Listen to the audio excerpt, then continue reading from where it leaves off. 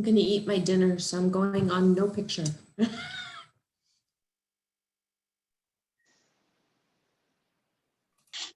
That's fine. I haven't heard from anyone that will miss the meeting tonight, so we'll probably have a couple more people join us.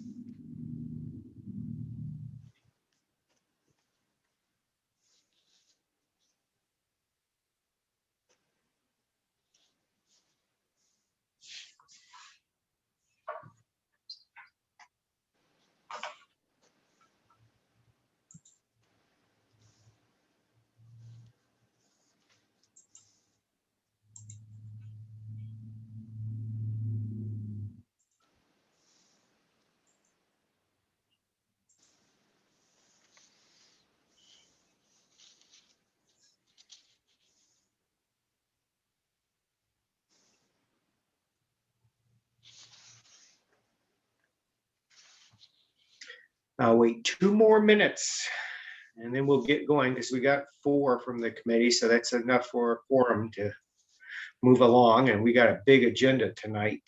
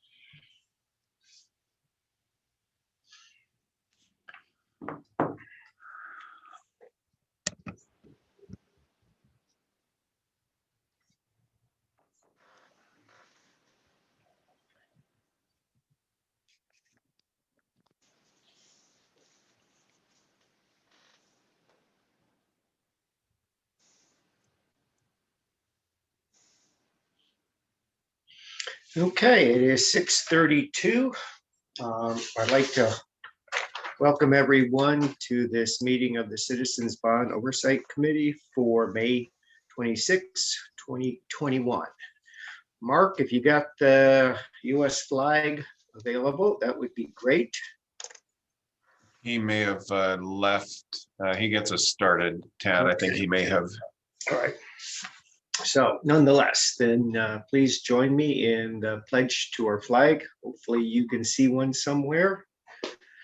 I pledge allegiance to the flag of the United States of America and to the republic for which it stands, one nation, under God, indivisible, with liberty and justice for all. Thank you. So we'll move on to the roll call.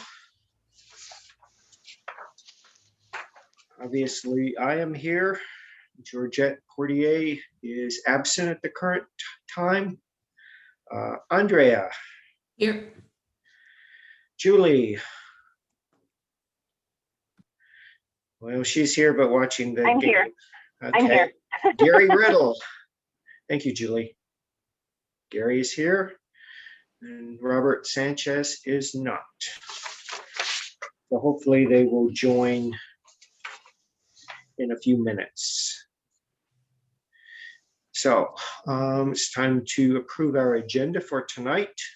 So I'll take a motion to approve the agenda. I move to approve the agenda. This is Andrea. Thank you, Andrea. Could I have a second, please? I'll second it, Julie. Thank you, Julie. All in favor of the agenda as presented? Aye. Aye. Opposed? Very good. The agenda is approved. Now we have 2 sets of minutes to take a look at. We have the minutes from January 27th and April 21st. So we'll start with the January 27th. Any comments from committee members after reviewing the minutes?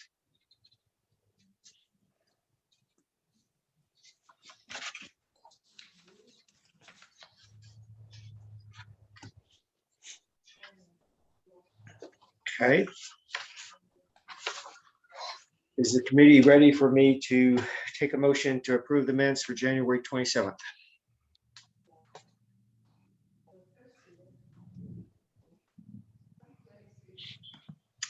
Seeing no comment, would someone please make a motion to approve the minutes for January 27th as presented? I'll make a motion to approve the minutes from April. Now, this is January. Oh, sorry, January, sorry. Yep. I go off the screen and I'm already off the screen. Okay, need a second. I'll second. Thank you. All in favor of the minutes for January 27th, say aye. Right. Anybody opposed? Okay, moving on to the minutes from April 21st. Any comments from committee members?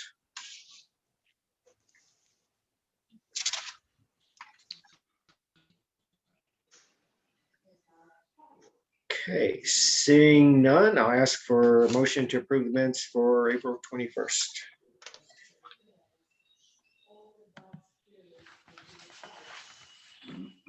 I'll move for the April minutes. Thank you. A second. I will second. Wonderful. All in favor of approving the minutes for April 21st, say aye. Aye. Opposed? Good. So we got the minutes approved. Nothing for the consent calendar. And I see no one from the public. So unless one of our board members wants to, one of our school board members wants to say something, no. I think we can dispense with public comment since there's no public out there tonight. So we'll move on to the updates. So, whoa. One moment, I have lost my notes for my update, but I'm gonna do it from memory. So tonight may be the last time I chair this committee because I am termed out based on our bylaws. So it's been a very eventful 3 years that I've served as your chair, and I really appreciated the opportunity to do so. When I joined this committee back in June 2017, my kid Preston was in 4th grade. He is now 8th grade, and as you can imagine, a lot has happened in the 4 years. And I think from my perspective, the district changed the schedule for the elementary schools, moving 6th graders to C.A. Jacobs a year earlier than we anticipated. That was fine, but it really gave me the incentive to work with this committee to see if we could get John Knight Middle School open. Of course, last April 2020, we got notice that the opening was going to be delayed, and then COVID came and kind of ensured that would be the case. Nonetheless, my son Preston did have the opportunity to attend John Knight Middle School starting in March, 2 days a week. And when I asked him what he thought about it, he said, "It's okay." You could see my disappointment in my face. And about 1 week later, he came up and said, "Dad, you know what? That school is really exquisite." There, I've used a tad word. So I thought that was kind of funny. But I think we've made a lot of progress, and I suspect we're going to lose some members on this committee, and kind of a transition time as we move to the elementary school projects, and probably get some folks that have a more vested interest in seeing their kids attend a upgraded elementary school.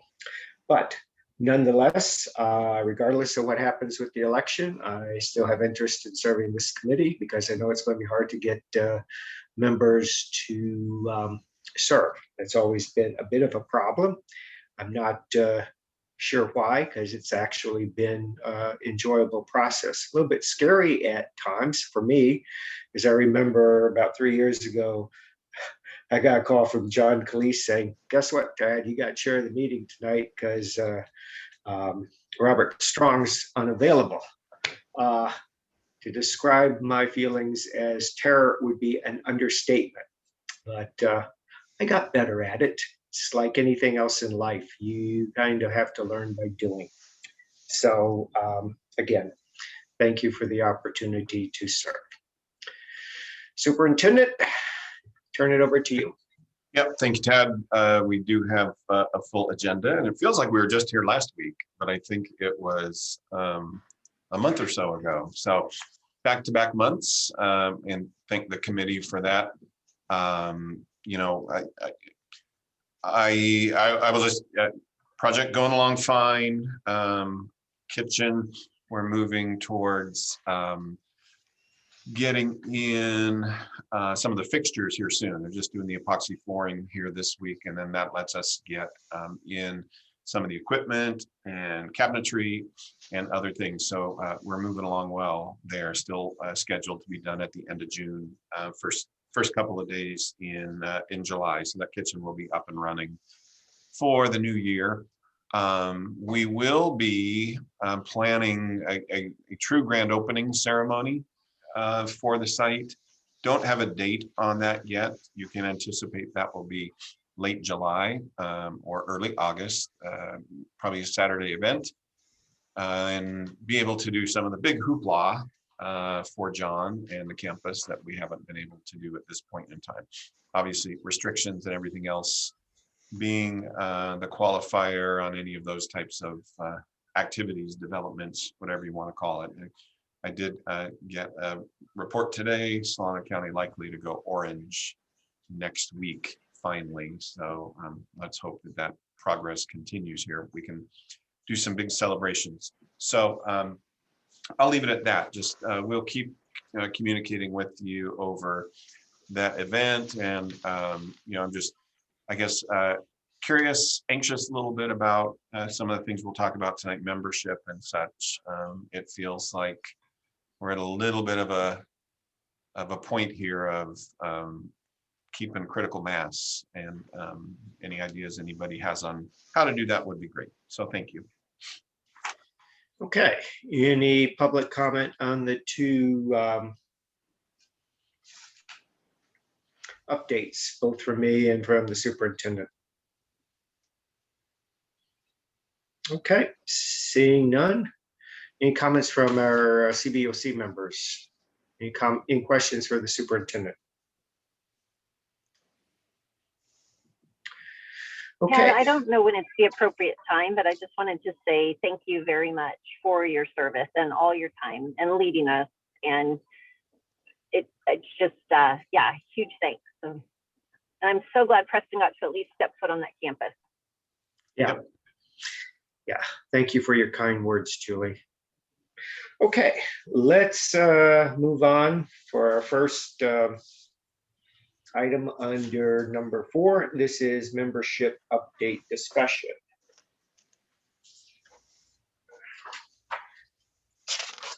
So in reviewing the document as prepared on your cover sheet, it says we currently have 5 members. Actually, we currently have 6 and 1 vacancy.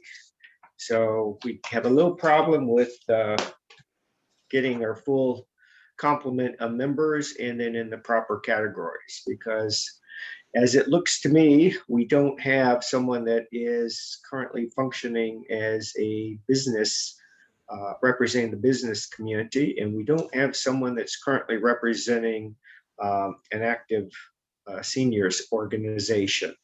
So I do know we got some committee members that have a relationship with various businesses, but I'm not quite sure if they're in Dixon or not. So I'll open that up to, yeah.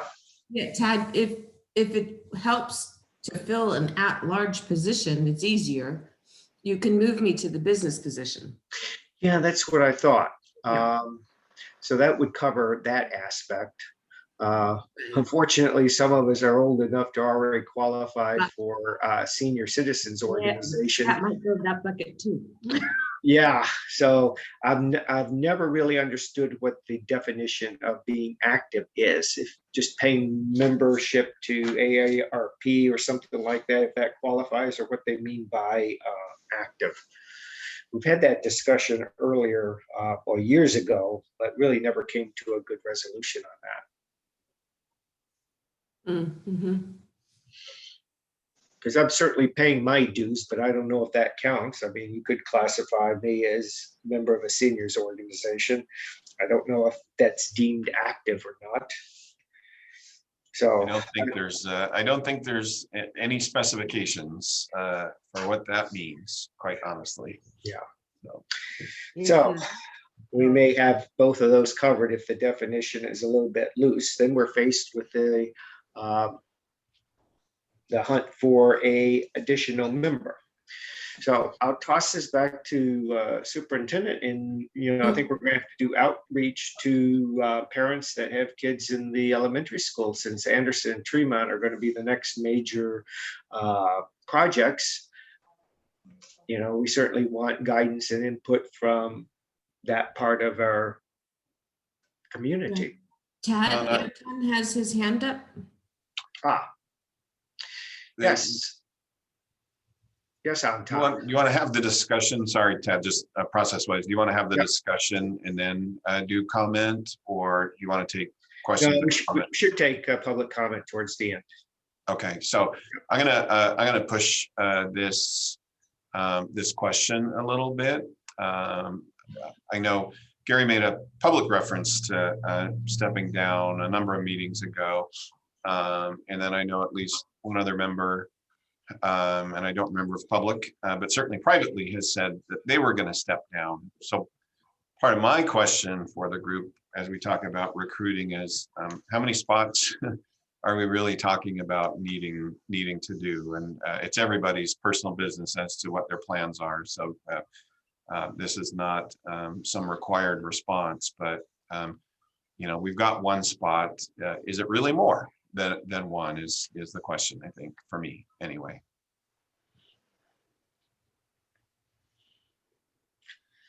Well, I stated I would stick around simply because Right. I'm interested in it, and I know how hard it is to fill these roles. Sure. Yep. I had replied by email, and I will not be returning. Okay. Thank you, Julie. And this is Andrea. I can't take any leadership roles. I'm way too busy for that, but I can definitely stay on the board, the committee.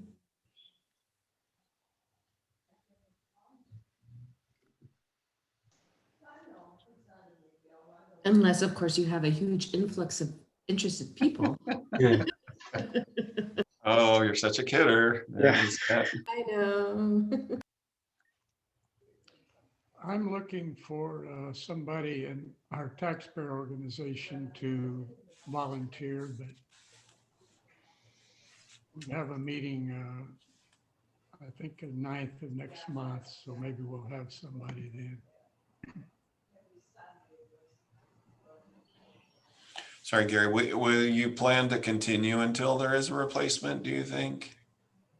Yes, I will. Okay. I'll stay until there's somebody to replace. Great.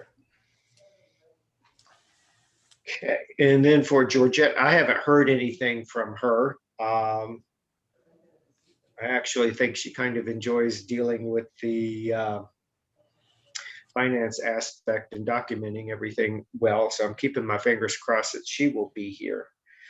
Robert Sanchez, he's now in violation of our bylaws. He's missed too many meetings, and therefore, I suspect he will not be continuing with us. So Superintendent, that's going to leave you with Julie out and Robert out, and then our one vacancy that we have. So that's going to be 3 that we need to have join our CBOC. Okay.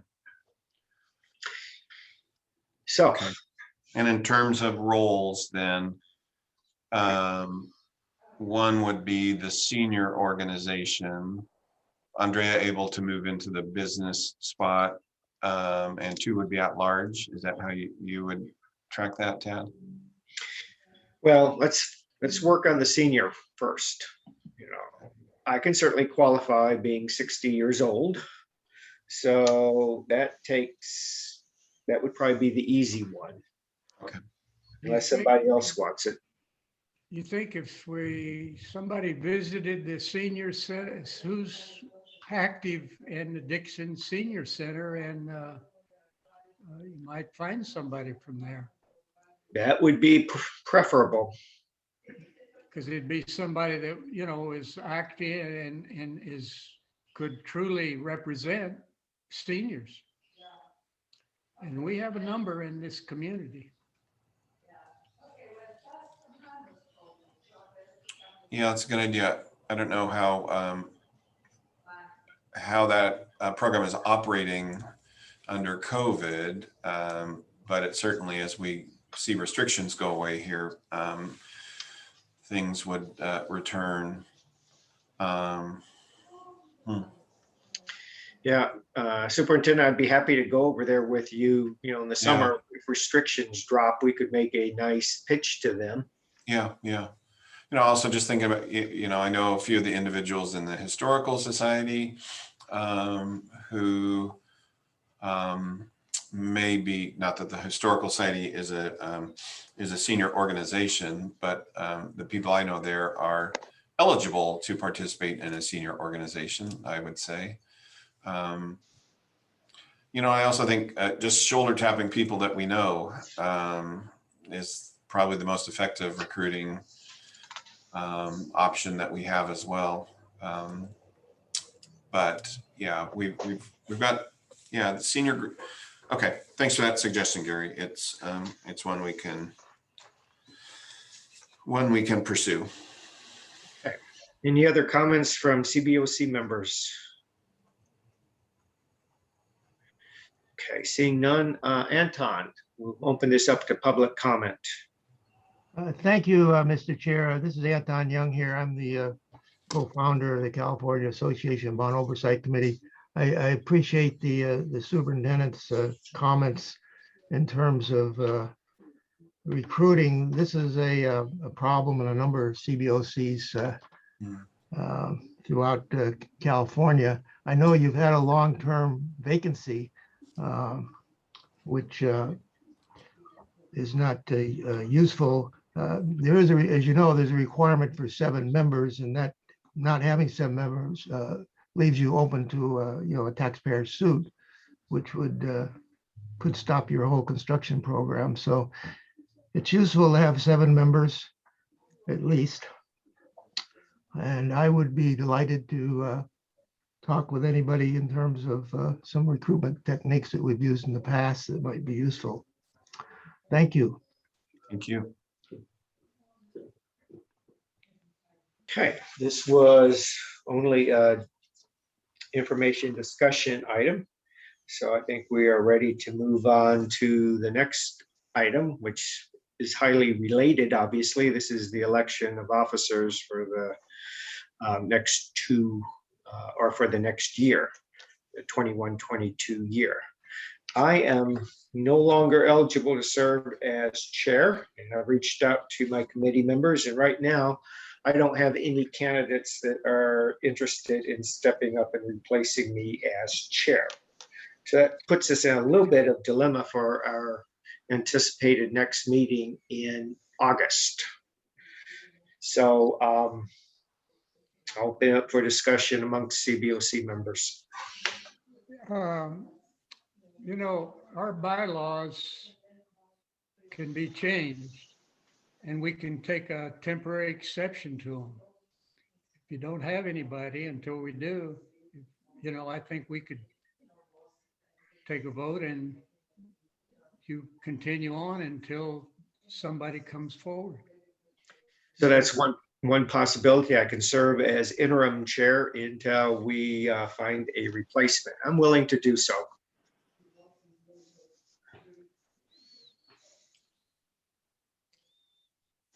We need to vote on that. Yeah, we will.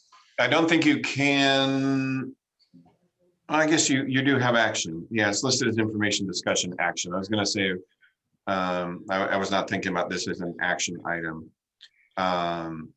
If it weren't, I think you would have to probably bring it back Yeah. for that August meeting, but yeah, my take on this, and it's your folks' call, obviously, is that that would be permissible, a permissible action to take.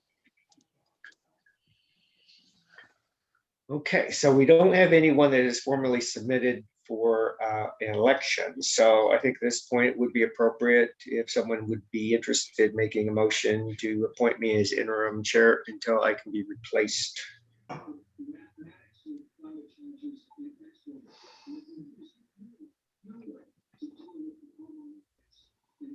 I'd make that motion to appoint Tad Smith as our interim chairman until we have another candidate, a member that's available and interested. Thank you. Can I have a second? I will second. Andrea. Very good. Okay. All See, in- Anton has his hand raised again, Ted. Sure. Anton, please speak. Thank you, Mr. Chair. I was curious about your statement earlier that you were restricted. Is that a restriction in your bylaws? It is. We wrote up our bylaws 4 years ago, and we put in a restriction that we did not want the chair to serve more than 3 years. I've not seen that restriction before in a bylaws. I'm familiar with some committees that the chair has served for 6 years. Once you get a chair, you you're kind of trying to, particularly a chair that's effective. They're very important to the effective. Let me ask you this: are the bylaws something that is subject to amendment by the committee, or does it require board action? No, it's our bylaws. We can amend it as needed. Gary, you were the one that basically, helped draft those bylaws. So maybe you could refresh our memory as to the thinking behind that 3-year restriction. You want me to recall something from? Right there with you, Gary. Yeah. And I think I confessed at that time, I had some help and worked from some existing bylaws from another committee, and didn't do it verbatim, but it uses as a model. And yeah, our bylaws, it's within our jurisdiction to change them, amend them, correct them, whatever. Okay, so maybe we could put that on our meeting agenda for our August meeting and revisit that. But in the meantime, I'd like to follow through on that motion to appoint me as interim until we come up with a different idea, because I think Anton's correct. You do need someone that is familiar with the procedures and keep things going. Otherwise, it could be bad. Really could, yeah. And I'll join Julie, Tad, in saying thanks for your service as the chair. I kind of suspected this might happen.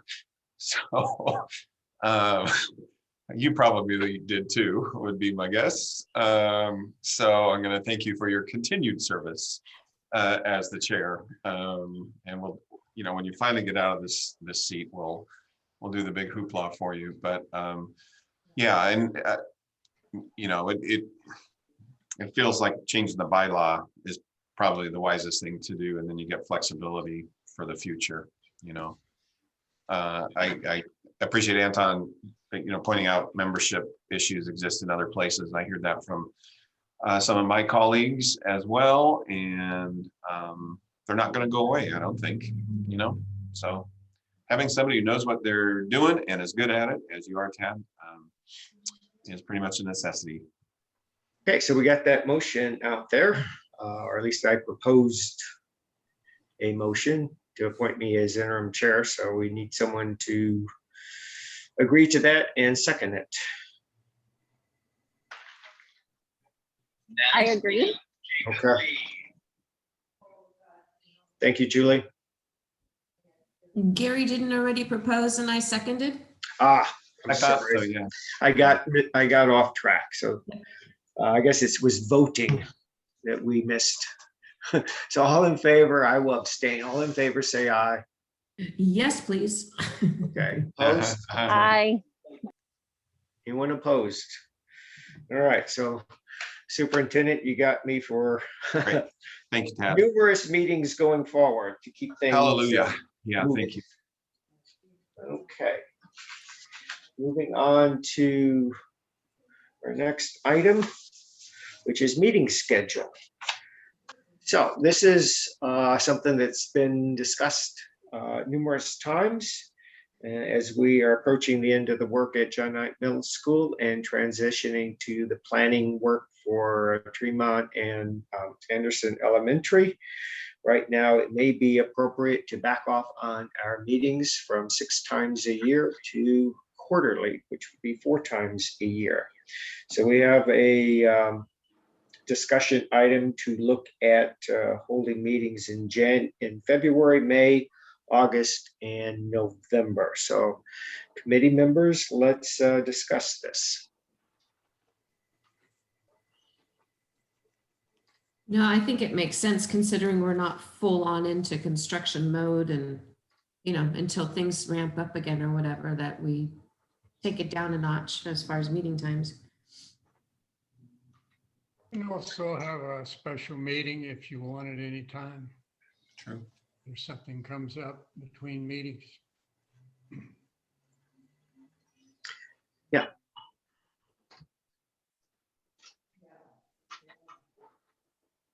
Okay, I guess the other topic related to this would be location. So who would be the best person to reach out to the city to see if we can get back into council I chambers? give you the update there because Cicely, my executive secretary, is our contact over there. We had hoped that our May 20th meeting, we were going to be back in there. And that has been pushed out indefinitely.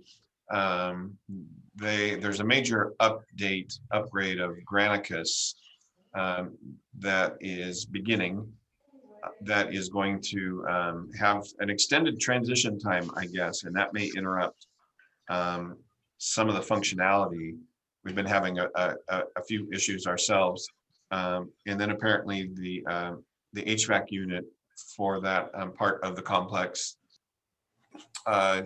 had an unceremonious death, and so they have to work on that. So when the school district has permission to start to use the facility again, we will seek the same permission for the CBOC at that time. So, and when we do that, you know, one of the reasons we went on the odd month schedule because Wednesdays were free.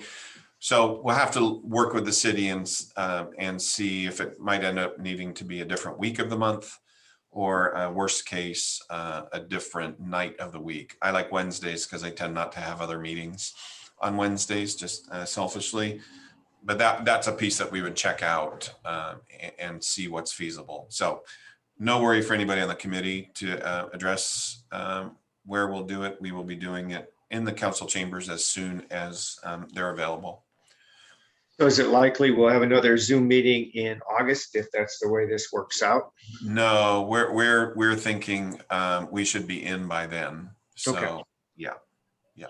So if this passes, our next meeting would be August, and we'll be back in city chamber. You and or your executive secretary is going to work that out with city manager. Correct. Yeah, and we will. You know, we'll let you know, Tad, on if the third Wednesday continues to work or not, or if we have to look at a different day in the month. Very good. Any other comments from committee members? Any comments from the public? Okay, this is an action item, so I would ask, well, I would like to get a motion to approve dropping our meeting frequency to quarterly.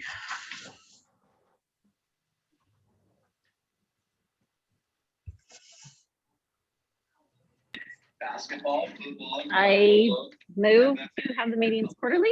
Thank you, Julie.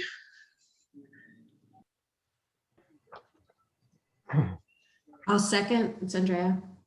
Thank you, Andrea. All in favor of going to quarterly meetings, say aye. All right. I Those won't- opposed?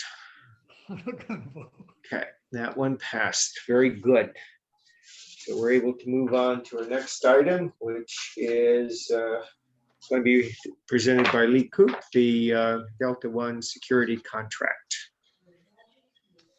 Thank you, Ted. Good evening, members of the Citizens Bond Oversight Committee, members of the public, School Board Member McCabe. My name is Lee Coop with School Site Solutions, and this item is for approval as a valid Measure Q expenditure. The Delta One security contract, they are providing overnight security on site at the John Knight Middle School construction project. As you can see, the contract is a backup document here. It's an hourly, $29 per hour for the first 8 hours and overtime at $43.50 on after that. Superintendent Dolan, you may have, attending those construction meetings, you may have more up-to-date information on how they're doing or any other information the CBO might need.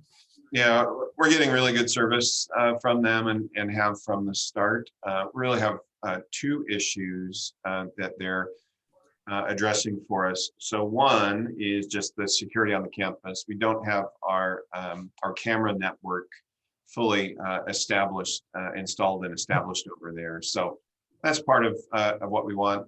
We also, when we started them, we had a lot of open windows and just about all the finished work was done inside, but we had easy access as we were replacing windows. Things were just plywooded over and you could have hopped in there really quickly. So part of it is the campus security. The more significant thing that they're doing right now is because we've had some issues in being able to get final testing and sign off on our fire alarm system. They serve as a fire watch in the overnight hours. We're able to use our staff and contractor staff as a fire watch during the daytime. But we're obligated under code to have a live person or people fire watch in place without the fire alarm system being finally tested and approved. We're hopefully within about 2 weeks, that'll all be done. We've been trying to use some Wednesdays over there and have people work from home. And we've got some weekend testing. So should be by the second week in June where we're done with that. But they're really good. Contractor has some cameras up and report. They're constantly walking the campus and looking. And I am the primary contact when there's an issue. And so I've had some phone calls when something has come up really quick and responsive. So we would ask you to approve this as a valid expenditure. Okay, any comments from committee members on this?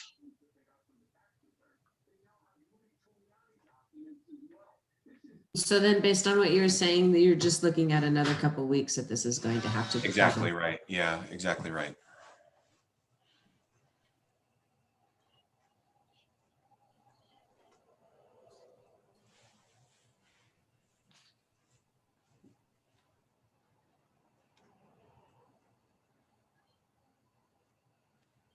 Superintendent, I didn't hear your response.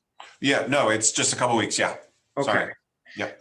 I got the internet unstable message on my Sorry. screen. Yeah. So I don't know if it was your end or my end that glitched. So sorry about that. Okay, so just a couple weeks. So any other comments from committee members? Okay, seeing Julie, you got your hand up or no? Okay. No, that was my mouse cursor going crazy. Sorry about that. Any comments from the public? Okay. I'd appreciate if someone make a motion to approve the Delta One security contract as a valid measure Q expenditure.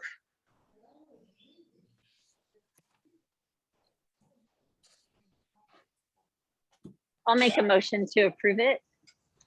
Thank you, Julie. Second, please. I'll second. It's Andrea.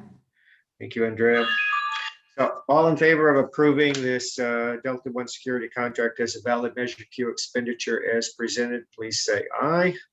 Right. Anyone opposed? Okay, Lee, we Great. got that one taken care of. We can move Thank you. on to the next item, and that's the John Knight Middle School renovation project, the architecture engineering service. It looks like this is an amendment to the original contract. Thank you, Tad. This is an amendment to the contract, the master agreement for the JKMS renovation project.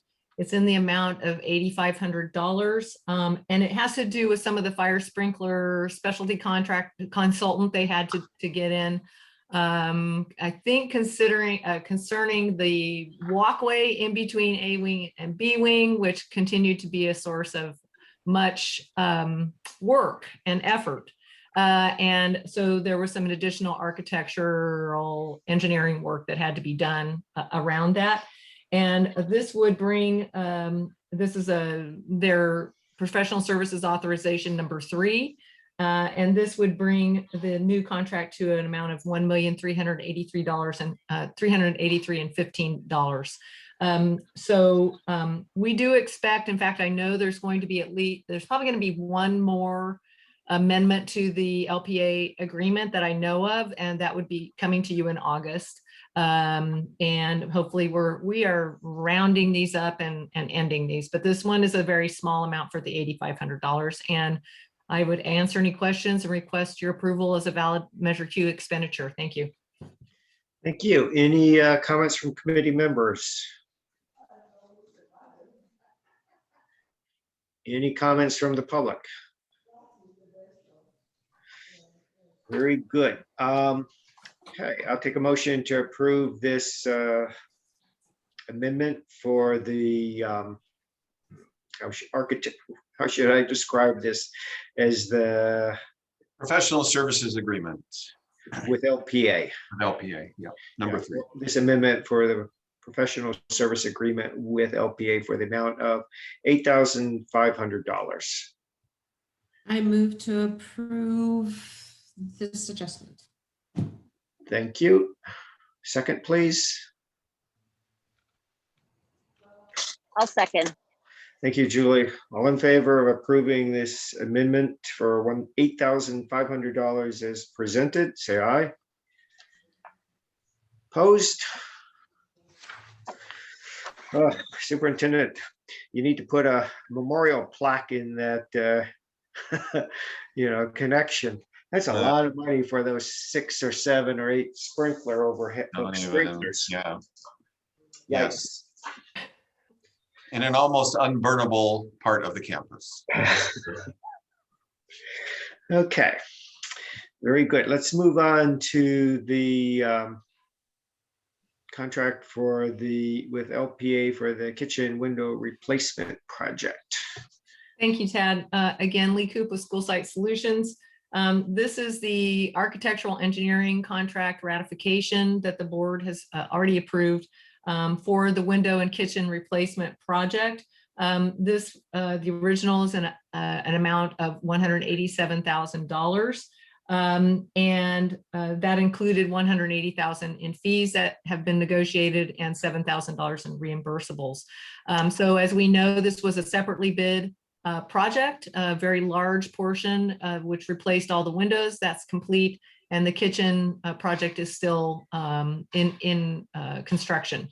And so I would answer any questions. This is a standard amendment to their master agreement. So I would answer any questions and ask for approval as a valid Measure Q expenditure. Thank you.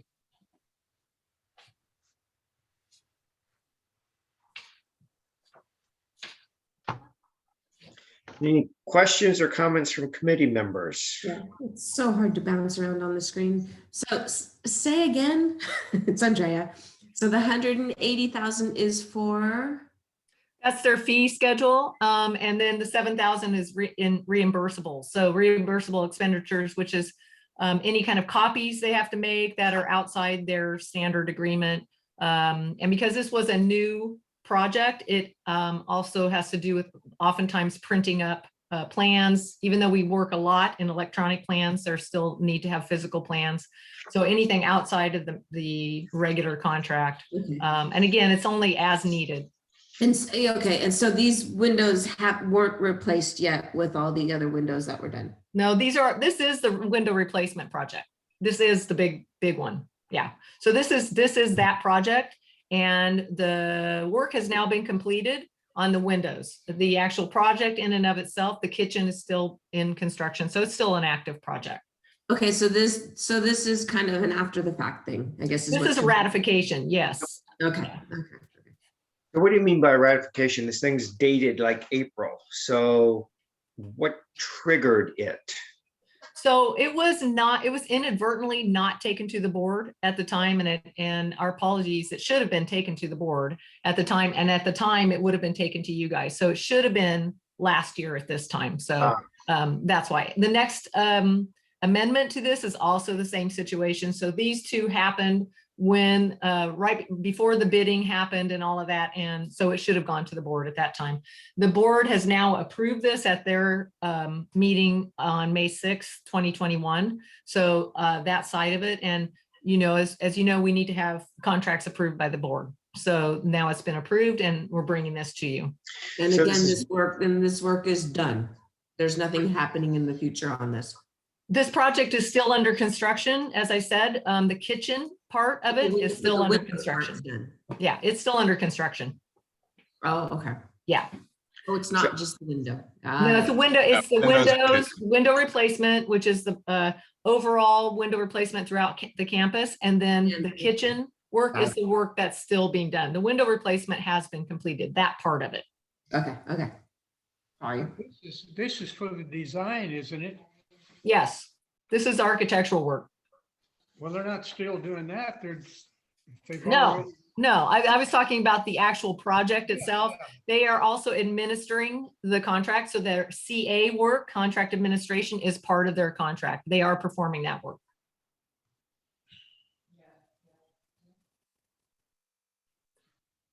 So this is just architectural work that was never billed to Measure Q funds.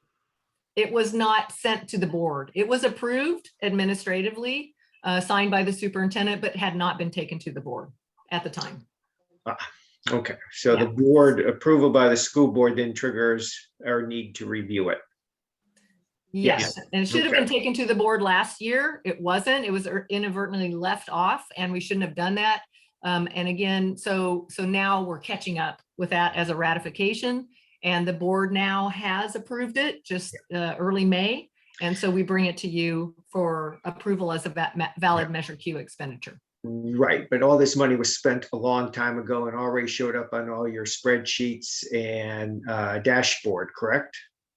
Well, this was approved back in April of last year, so it's not that long ago, but yes, it's their work has been billed. They've definitely been billing on this. Okay, all right. So this is really not new. This is basically oversight approval.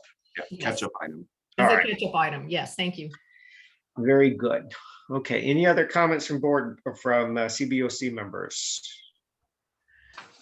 Any comments from the public? Okay, so I'll take a motion to approve this PSA for the amount of $187,000 as a valid Measure Q expenditure as reported.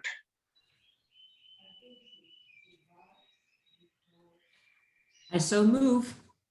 Thank you, Okay. Andrea. I'll second. Thank you, Julie. All in favor?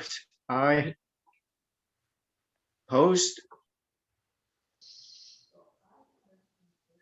Okay, Lee, we got that one approved. We can Thank move you. on to item G. And this looks like something very similar. Yes, thank you, Tad. So this is, if you can think of this as also a catch-up item. So this is an amendment to the project, to the agreement that you just approved. So as the work in the kitchen and the investigation on what needed to be done in the kitchen kept progressing, and we saw the extent of the need for, and particularly engineering work under LPA, there was an amendment required for their work. And again, this is a ratification from an approval that occurred last year. The board has approved this at an early May meeting. This is an amendment to that contract for the window and kitchen, or window replacement and kitchen project at JKMS in the amount of $75,000. So that would bring the total contract to $262,000. And so again, it's the same thing. And as we know, the extent of work in there with the below ground work that was needed with the plumbing, electrical, and getting all that equipment, being able to do that, very extensive engineering work to have that accomplished. And so this amendment was required. So I would answer any questions, and we would ask for an approval as a valid Measure Q expenditure. Thank you. Okay. Any comments from CBOC members?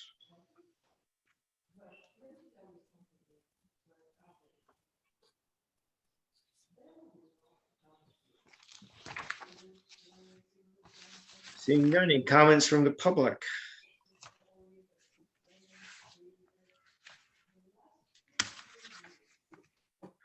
Okay, I'll take a motion to approve this architecture engineering services LPA for the amount of $75,000 as a valid Measure Q expenditure as presented.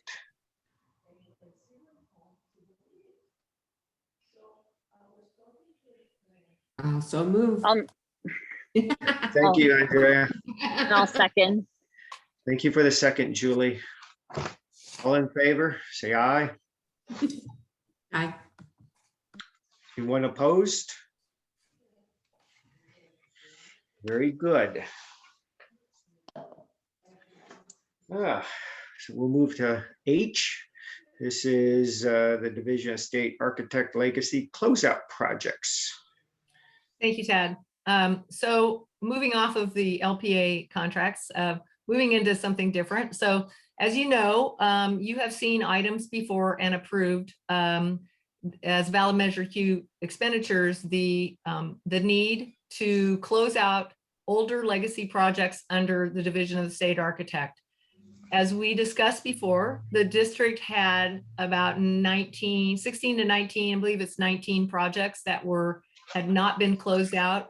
These are old projects that required paperwork to be completed. These are not projects that were constructed incorrectly, anything like that, no safety issues. It doesn't involve that. This is paperwork.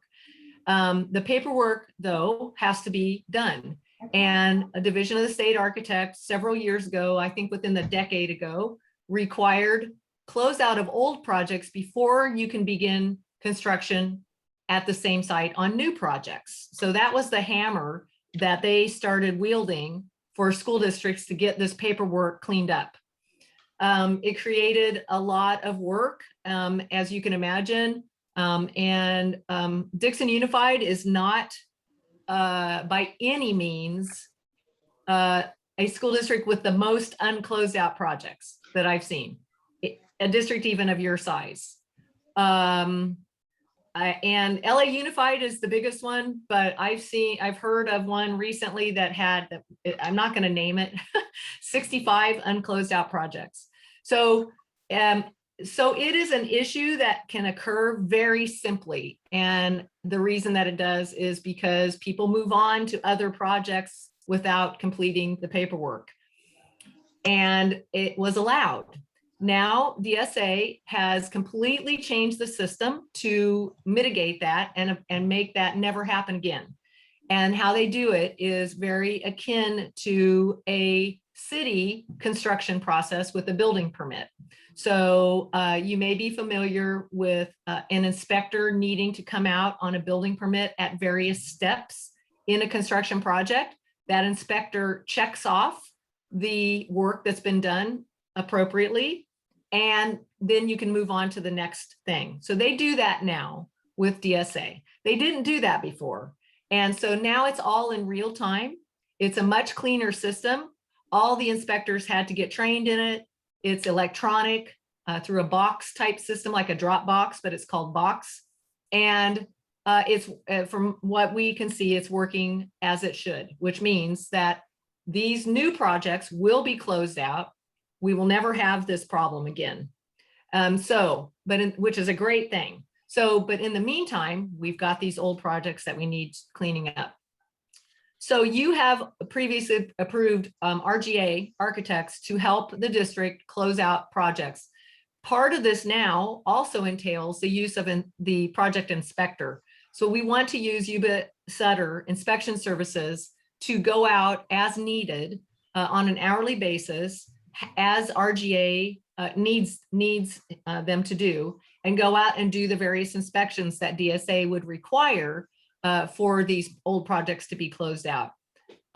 It's a lot of forensic detective work, actually, and looking through old files and trying to contact people that may or may not even be with us anymore in this world. And may companies be dissolved, things like that. Files have been disposed of, destroyed, because they're really, really old. And so there's a lot of piecing together. But DSA has recognized and wants to actually help districts get this done. They are not being an obstacle in this, which is great, because they could be. And so they encourage the use of current inspectors to get on board. And if the inspectors agree to do that, then they become the inspector for the closeout services. So Yuba Sutter is performing very successfully at JKMS. We love Bob Boyer. He's doing a great job. And he did agree to do this and help the district for this. So this needs to be a separate contract for him.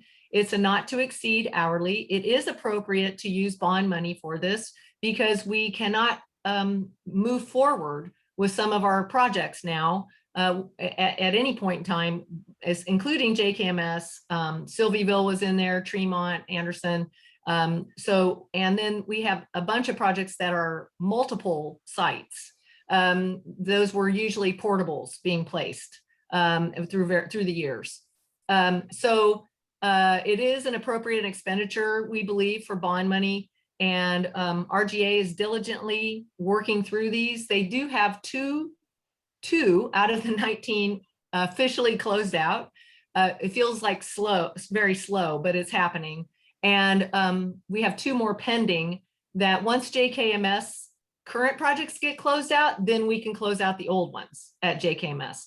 So we work very closely with DSA, very closely with RGA, and now with Yuba Sutter Inspection Services, if you approve this as valid measure Q. Again, the board has already approved this at the May meeting, and this is definitely work that is needed in order to move forward with the bond program. So I'd be happy to answer any questions and ask for your approval as a valid measure Q expenditure. Wow, that was quite a lot. I know we've seen a few of these before, and that was with RGA, is that right? Yes. Okay, so explain to me again the connection between RGA, what they're doing, and then what Yuba Sutter is doing differently. So RGA is an architect firm. Okay. And Yuba Sutter is an inspection firm. That's plain and simple what the Sure. difference is. Yeah. Sure. So they're obviously approaching this from different viewpoints, one being the architect firm and one being inspection services. So if they're trying to close out something old, obviously you're viewing this as a 1-2 punch from these 2 entities. So how do they work together to solve the problem of closing out one of these legacy projects? So every project, it's a great question, Tad. Every project is different. And it really, what we have is a spreadsheet that lists all the progress on each of the projects. It's often a list of documents that are required, that are still required. So depending on the project, DSA may say, we require additional inspections to happen. We want the inspector to come out and look at that project. It may be a portable, I know this sounds crazy, it may be a portable that was placed 20 years ago on the site, but they require an inspector to go out and say, yes, these portables are still here. This is what it has on the plans. I see that they're here. And obviously they're not going to go back and redo a whole construction project. They have a lot of checkoffs on most of the things that were already done. It's just this final, yes, it's all done. And it does sound absurd at times. Sometimes it feels absurd, but the inspector, it depends on the project. It's not every project that will be, that Yuba Sutter will be required on. It's just whatever RGA works diligently to work. They're really spearheading each one. They know, because DSA will only work with architects. They will not work with the school district directly. So you do have to get an architect on board. So we have that. And now it requires this extra inspection services as part of the team. So Okay. the team works to close out these projects. Again, it's only on the ones that are needed. It's Yeah. not everyone. So did RGA close out a few of these legacy projects by themselves and did not need an inspection service? Yeah, 2 of them have already been closed out, and Okay. without Yuba Sutter being involved. And like I say, it depends as they work through it. It really is an interesting process. They do have to negotiate a lot with DSA to try to convince DSA of this is what we have in the way of archival documents. This is what the school district has. This is what we can see. We have done all the work, the research work, to call people and try to find out what happened. And then if an inspection is required to, oftentimes it's an old fire alarm system, things like that, that the DSA will say, well, we need to have an inspection on board. And so it's just every project is different. And yes, 2 of them have already been closed out.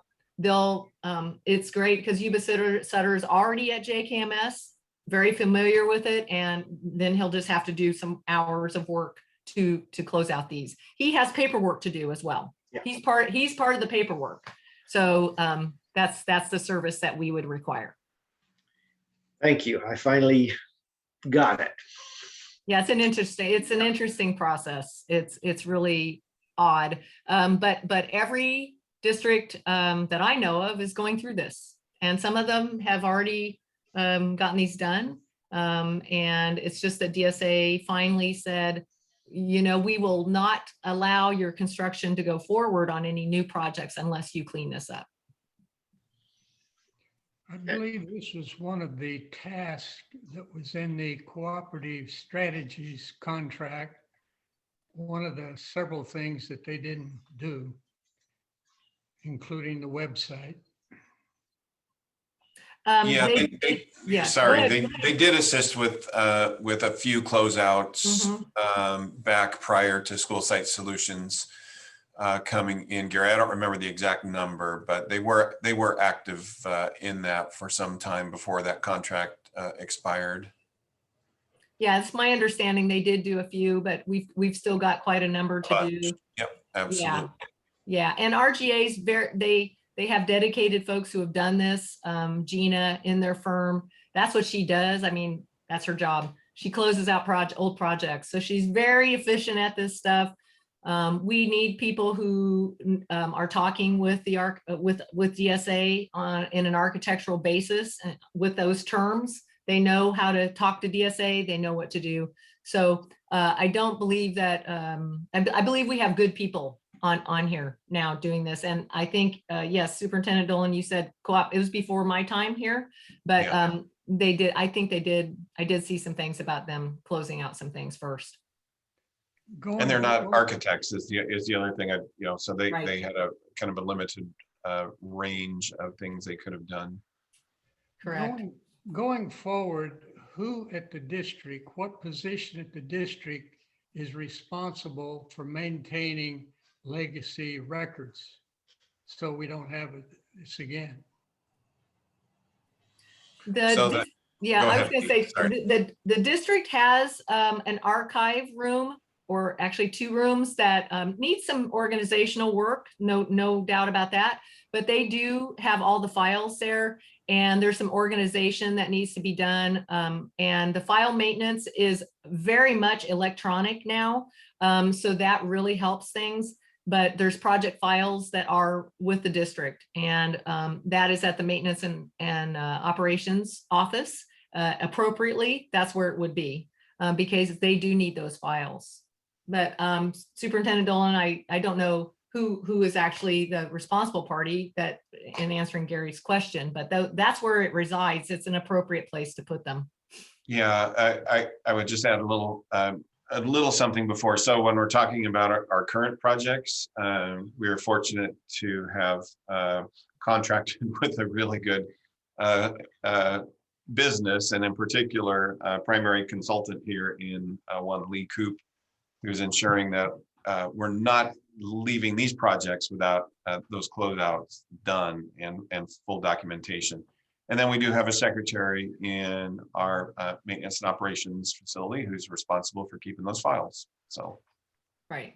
And like I said, the process, we will never I shouldn't say never, right? But it is virtually impossible for DSA to allow any lagging now in current projects, because it's all done with a different system, this box system. It's done like a residential permit in real time. So we won't have old legacy projects left.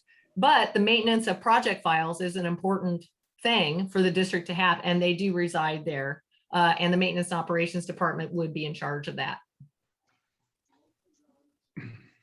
Well, when the school was built, most people didn't know what a computer was.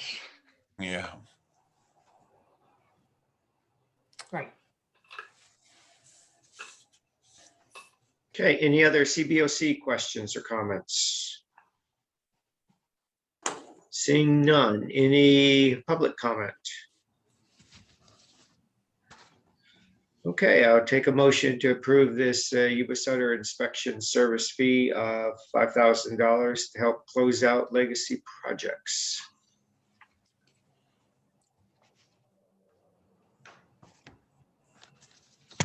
So moved. Thank you, Gary. Can I have a second? I'll second. Andrea. Thank you, Andrea. Okay, all in favor of approving this Yuba Sutter inspection service fee for amount not to exceed $5,000 to help with legacy closeout projects as presented by Lee Coop, please say aye. Aye. Aye. Those opposed? Good. H is done. Now we move on to item that Gary wished to add to the agenda, and this is review and discussion of the May CABOC digest, and that was included as backup. I hope you printed out a copy of it, but it let's see here. I think, Gary, you want to talk about CBOC independence, is that right? So does everybody have a copy of this? Okay. Yeah. I think it's all I wanted to address it, that this is a replacement committee for the old previous name, Cboc, California League of Bond Oversight. Anyway, committees. And they listed 10 items, and they're saying, is your Cboc independent? An independent Cboc needs to answer each of these 12 questions with a yes. And I think we have some that we need to discuss. I'll go down through them, and can you prepare your own agenda? I think the input hopefully is coming from the committee. We don't actually prepare it because we don't have a committee member doing it. Rose prepares it. Well, I work with Rose and the superintendent and anyone else, and we go back and forth and get it in order, get everything included. There's never been an instance where committee members were not able to get anything on the agenda. So actually, it's a system that works out really well. We basically prepare our own agenda, but I get a lot of help from Rose in particular in getting it posted on the school board meeting website. So I think we're independent for item 1. Yeah, I agree. Can you meet whenever you want? In other words, are we establishing our own meeting schedule?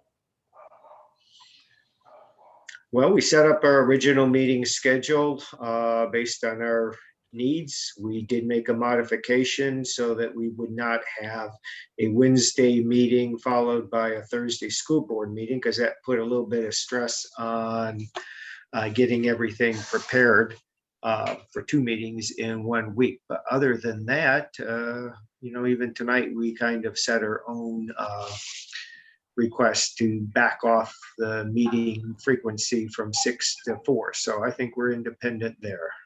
Yeah. The third one was, can you approve your own bylaws? And we did. Yeah, well, 3 years ago, we had quite a battle over that, but I think the school board has accepted that that is our responsibility as a independent committee. So I don't think they will be addressing that any longer. And can you establish subcommittees? Well, we have 3 subcommittees. And do you have your own budget? That's a big no. So I guess there are Cbocs that have a budget for expenses, and I don't know any expenses that we have incurred as a committee. Yeah, so I would just say that we don't have a budget.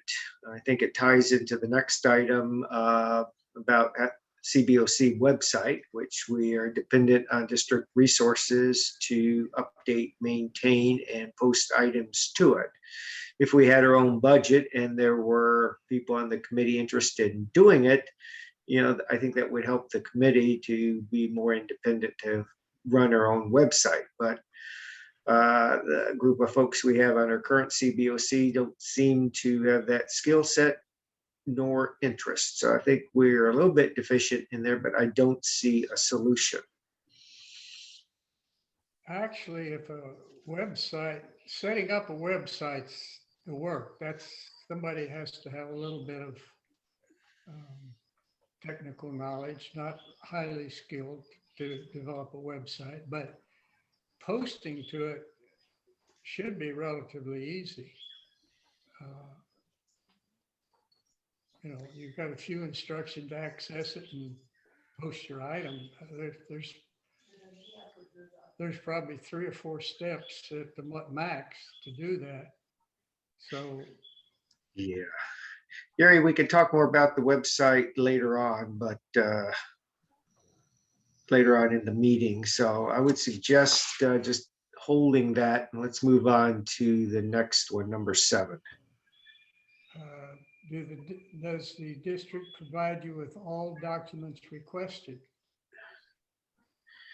Yeah, Georgette's not here tonight, and she's the main one that's interacted with Monique and folks at the district trying to get documents. And then we have spent a lot of time working with Lee Coop to get documents. And I would say we've been successful in doing it. It was slow, and I'm not faulting the school district at all, simply because in the COVID era, I know how overtaxed everybody is and how busy everyone is. But yeah, at times it's been a bit slow, but we have managed to get everything we have requested. It just takes more time than I would like. What are we gonna do when the COVID's over? What's everybody's reason for not getting things done then? Anyway, let me go on to the next one here. Do you have independent legal counsel who works for the Cboc? That's a pretty big no, so. And that would tie into if you have your own budget. And I've looked at various CBOCs in the state of California, with overseeing $30 million or thereabouts. And I haven't seen any CBOC dealing with a budget of our number that has its own legal counsel. Some of the huge districts do, or some of the huge CBOCs that are involved with some of the large California districts do. And I heard that when I went to one of those February meetings a couple years ago.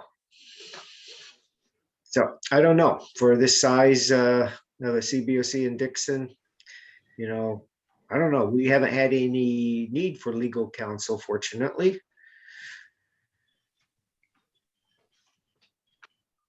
Okay. You receive, accept the annual financial performance audit reports? We do. That's a yes. Any disagreements from, is everybody still here? Oh, yeah. Okay. Does the Cboc prepare and issue the annual report, including compliance opinion? Maybe if Anton is still available, he might be able to give us a definition of compliance opinion.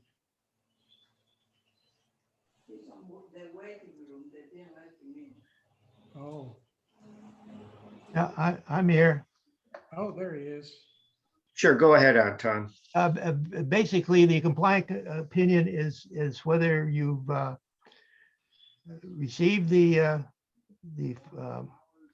financial audit, received the performance audit, whether all expenditures were in the measure, and whether no salaries or no bond funds were used for paid for by bond measure.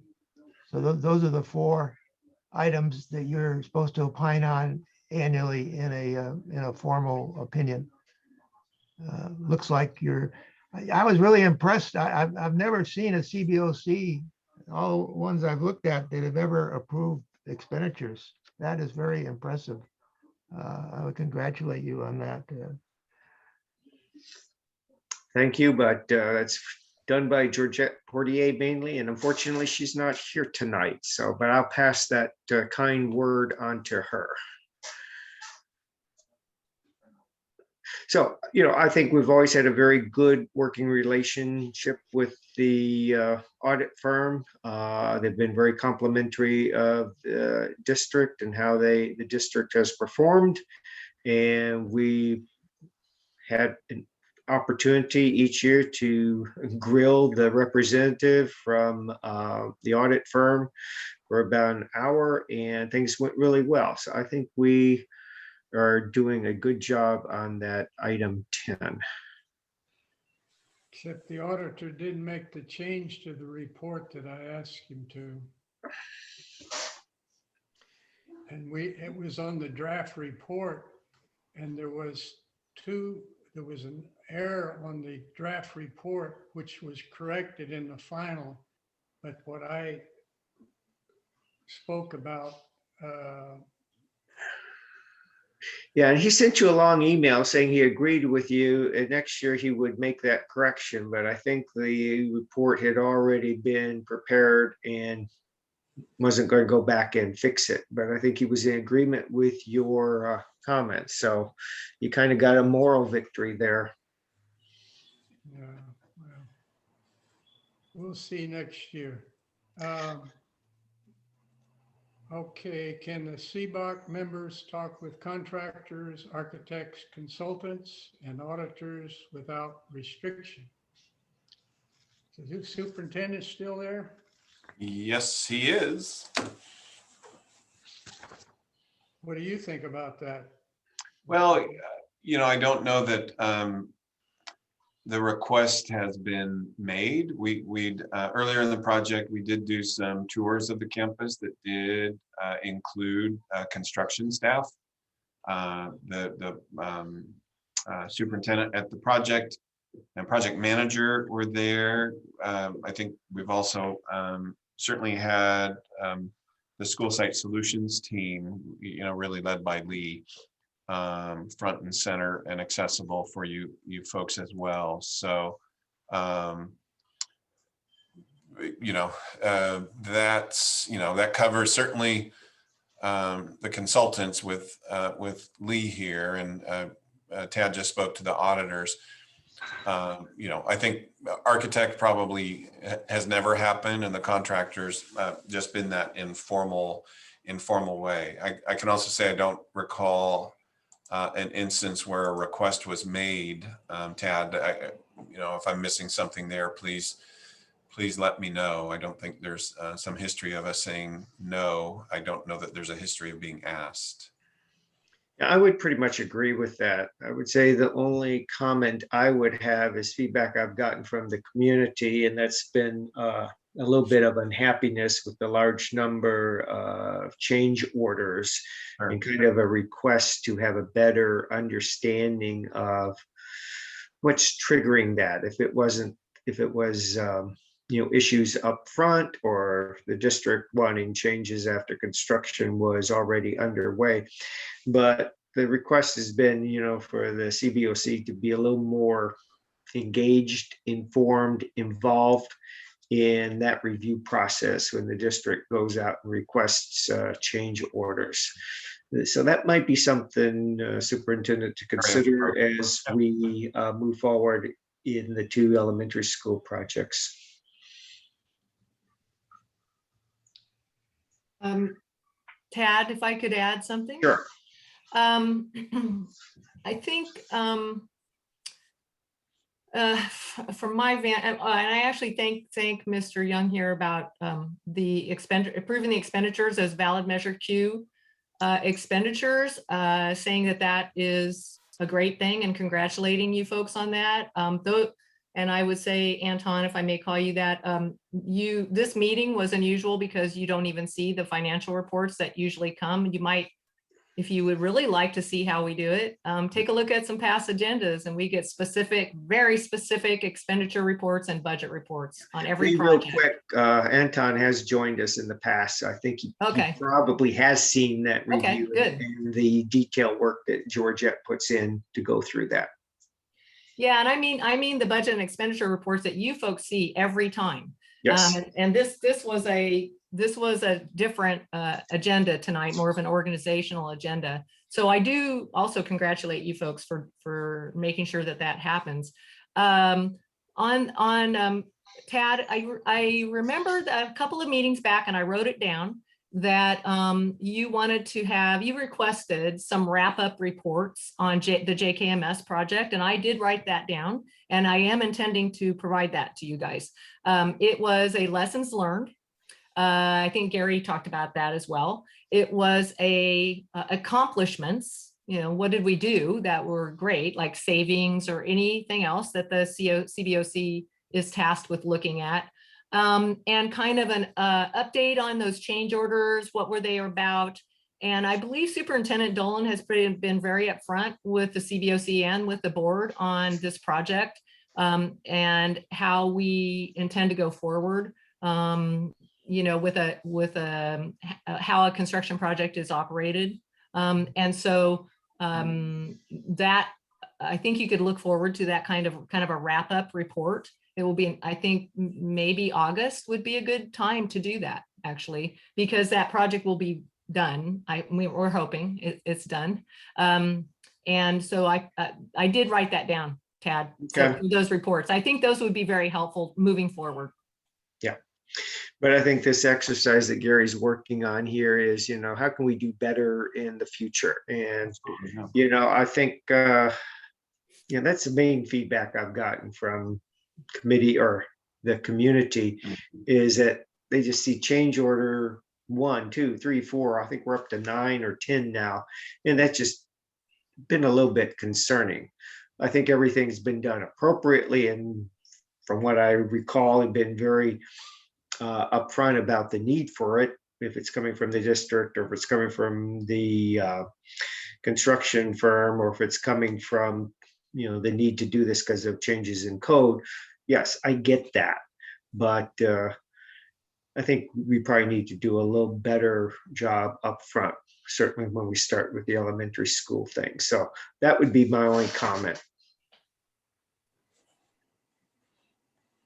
And item number 12, and the last is, can Cboc members visit construction sites?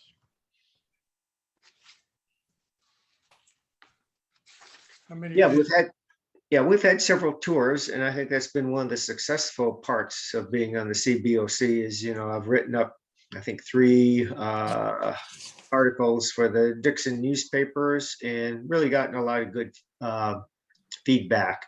And those articles, I think the community really appreciated reading that. So I always love the tours. I always love visiting the construction site. Superintendent Dolan's been good about setting that up. And I would just request, let's do more of it. Let's get into those elementary schools because, for me as a committee member here, having not attended Dixon schools, it is really helpful to understand what's going on if you can just walk the site.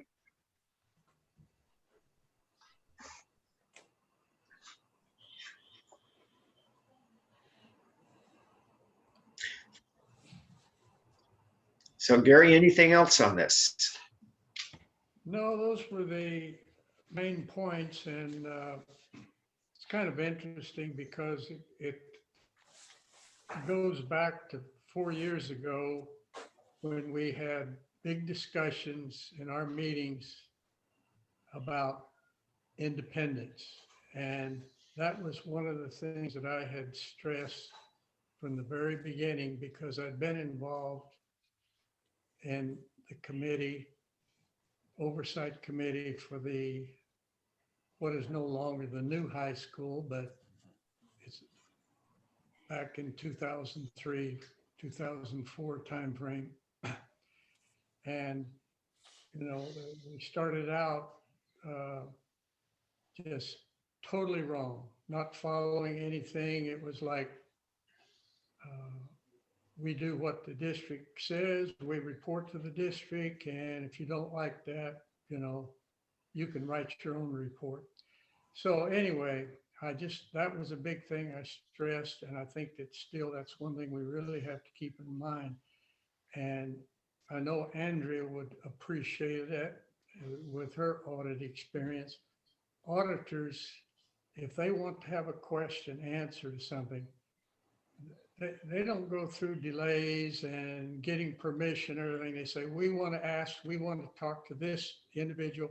We need this direct question and we don't want it filtered through somebody else. And that's how you get, the right answer. Otherwise, you go to somebody and you say, are you doing this? Oh yeah, we do it. It's fine. No problem. It's, you got to verify. And I think that, we can always improve in that, because the worst thing, us being so oversight committee for the citizens, basically, we are entrusted with fulfilling our duty. And if something is wrong that we should have found and didn't because we failed to ask the question or follow up on something, then that's on us. And so independence is a very, very important thing when you're in, particularly when anything says oversight. You got to be independent, and you cannot have restrictions placed upon you if you're going to get to the truth of the matter.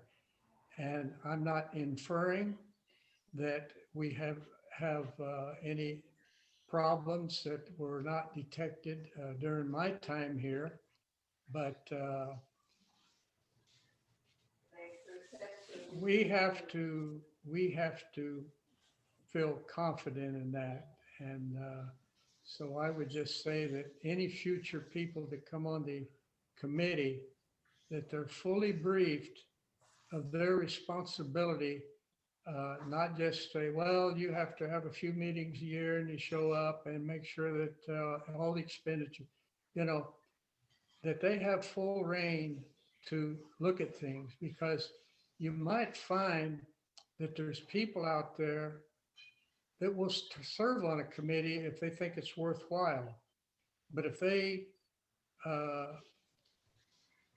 feel that the committee is just something that's appointed because it has to be, and it's not really, dedicated to searching out the truth or the verification of things, you're not going to get the best people anyway. And there was a recommendation that went out of the types of professionals that should be on the committee. Now, they may say somebody has to be a parent, and that's all fine and dandy, but they were talking, you need people with engineering background, if you had somebody with a law background, you wouldn't need then to have a lawyer. If you had somebody, they would have a pretty good indication of whether the law was on, correct or not. The saving thing in the oversight committee for the high school project was that we had Helmut Sumner, which was a licensed engineer. He lived in a community. He did many projects. In fact, this very lot that my house is built on I bought from him, and it was part of this development here on the west of Pitt School Road, the newer development. He had an interest in the community. He had knowledge, and he was really an asset to the committee. So people that have professional experiences can be invaluable on a committee like this. Anyway, that's what I have to say on that matter. And that's Thank you, probably Gary. the last thing you're going to hear from me. Yeah, it's a good exercise to go through, and I think it's something we need to go through line by line as we bring a new committee member on board and remind them of the purpose of the CBOCs. But once we get back to council chambers and meeting in person, get better community input, I think one thing that's really important is if there's something that's not right, folks that work for the district, interact with the district, we can serve as a contact to, let people express themselves, and we can hear their concerns and look into it. And, we don't have the forensic skill to do an audit, that's just beyond our scope. But since we exist, we can serve as a kind of a conduit for people in the community. If they see something they don't like or are concerned about, that we can then address it directly. So I think it gives people confidence that things are going well, when we are functioning as a committee. So with that, any other questions or comments from CBOC members? Any comments from the public? Okay, this was a discussion and information item, so we don't have to take action on it. So now we can go to our review of our annual report to the community. We have our first draft It was included as backup. And unfortunately, Georgette is not here to walk us through it. So I don't want to spend a lot of time on that without her input. But if anyone on the committee has read the document and has comments, I would be really interested in hearing of them.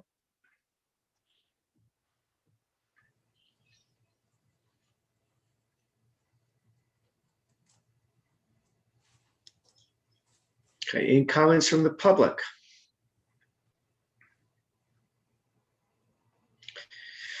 Okay, so I'm not getting any feedback, which with Georgette not here, that's kind of what I expect. So I would just ask that Lee or superintendent or Anton or anyone that's interested, read the draft. Email me with any comments or something that I missed or something doesn't look right or something needs to be changed or typos or anything. And next month or so, I will work with the CBOC members and see if we can come up with a revised draft inputting or including the information we received from you all and get it posted. But with Georgette not here, we may be having a short discussion on this report. Tad, if I may, I noticed in my review of it, did a short review and I will do more of it.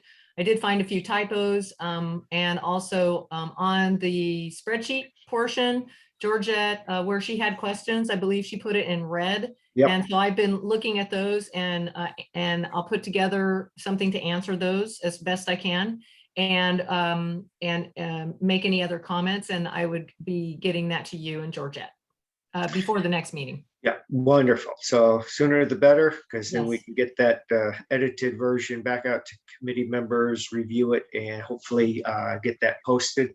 I really would just like for the committee to work on it in the interim and have it posted, or released to the community as soon as possible. I don't want to have this on the agenda in August because we'll get more feedback and it goes in a never-ending cycle of review, change, approval from the community, so forth. I'd like to wrap this up as soon as we can. Okay, I can have get that. things that I'll put in writing. In fact, I'm going to alter a little bit on my comments I put in on the audit report. Okay. All right, any other comments on that? All right, let's move on to the reports from our subcommittees and we'll start off with the website.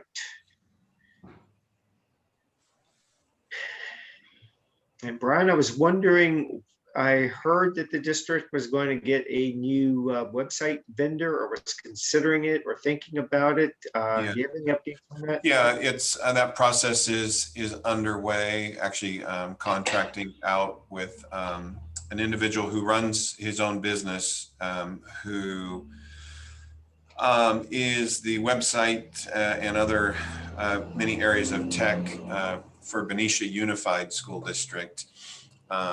We really like their website. It's clean and easy to use. It's a WordPress site, but it's also got the ability. It's a Google. There's a Google element too as well. So posting documents and such for us overall is a much simpler task moving forward. So that work is in place, and I'm not sure exactly when we're going to have that done, other than probably towards the end of summer is my thinking, Tad. So we'll be able to offer a different platform for the committee, and it might be one, to Gary's point earlier about ease of posting things. It might be that with the new model, there'd be more opportunity for you folks to post things directly. Okay. Is Alex still working on the old website or not? He is, yes. Yep. Okay. Yep. So what would your suggestion be? Work with Alex on minor stuff and not put a large amount of effort into it until the new website vendor is up and running? I think so, Tad. Yeah. And especially, we're going to go quiet here for a few months. I think getting the report up as soon as that's finalized is important. We will have this summer break, more or less. So there won't be a lot from the committee to post, I think. So that would be my suggestion. But as with all things, it's your guys's call. Well, I think we need to move forward on that because as we transition from the completion of John Knight Middle School, it would really be nice if all the minutes from the various meetings are posted in an organized manner. Sure. The 4 years worth of audit reports, the 3 years worth of CBOC reports to the community are all there in an easily accessible location. You can find them now. You can go back on the Granicus system and But it's hard. retroactively go back and find everything, but it's hard. tedious and hard.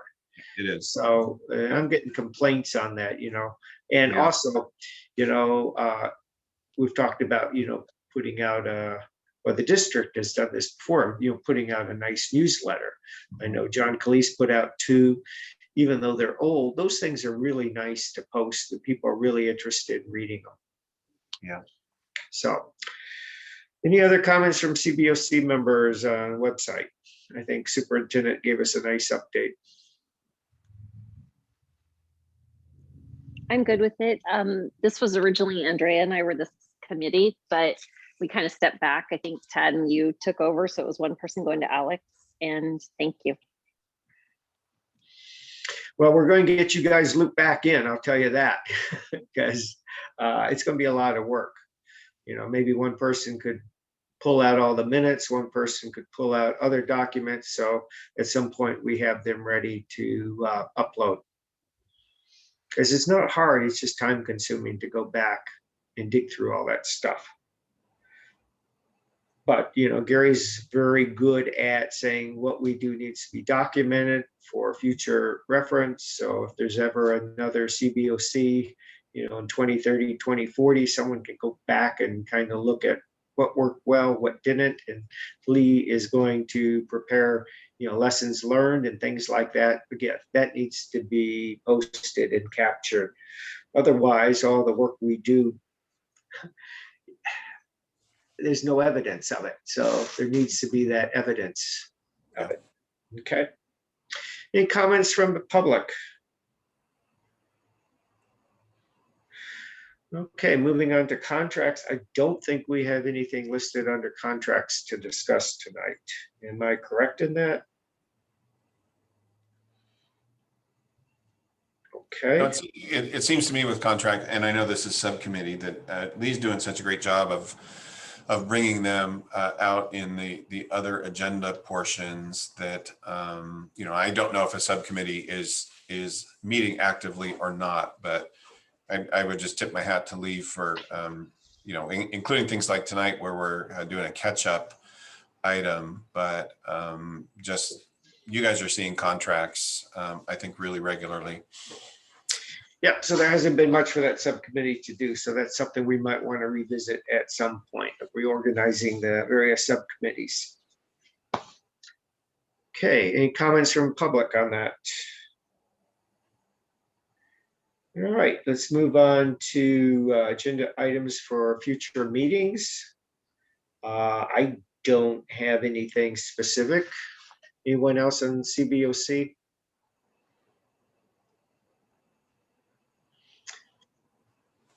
Superintendent, I imagine we're going to be working on getting new committee members in, and that's going to be an obvious topic for future meetings. Yeah.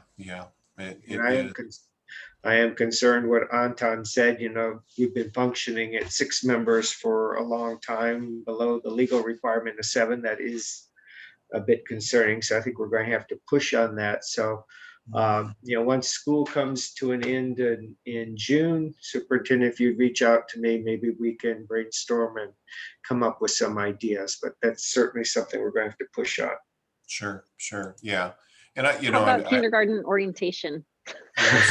There's yes, there's a lot of different avenues, and I don't have any background with previous bond oversight committee work, as I've shared with you before. And it would seem to me that the district has an obligation to be making a good faith effort to recruit members to the committee. We obviously can't go and drag people in.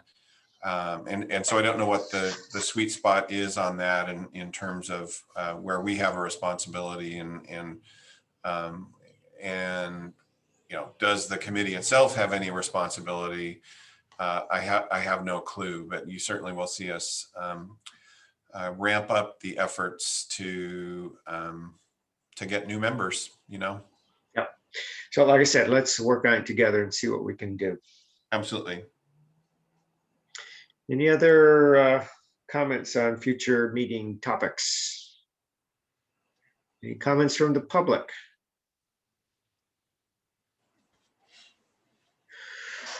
All right, very good. I'm about ready to adjourn this meeting unless someone else has something to say. Thanks, everybody, for everything. Yeah, thank Yeah. you. If I understand correctly, this is Julie's last meeting here, and talk about somebody who deserves our thanks. Julie, some of you may only know her from this realm, but talk about super parent extraordinaire, and does so many things in so many venues for so many people. And I'm talking school district here specifically, but it's outside in the community as well. So thank you, Julie Mustard, for your years of service in this. You have earned a respite, and I hope it will be good for you. I'm sure it will. Yep. I'm just going to teach catechism again, so maybe you can jump into class one night. Yeah. Good for you. And Julie, I appreciated working with you. When we were meeting in city or council chambers and it got a bit contentious and I got pounded on pretty hard, you were always there with a very nice text, a very uplifting comment. You really helped keep my spirits up. So, I do appreciate it. Some of the little things like that, they go a long way, a lot longer than you would think. So again, thank you for your 4 years of service, and it's been wonderful. Oh, Tad, I'll keep sending them to you and Molly. Okay, I think I will adjourn this meeting and we'll reconvene in August. Thank you. Thanks so much, everybody. Have a good one.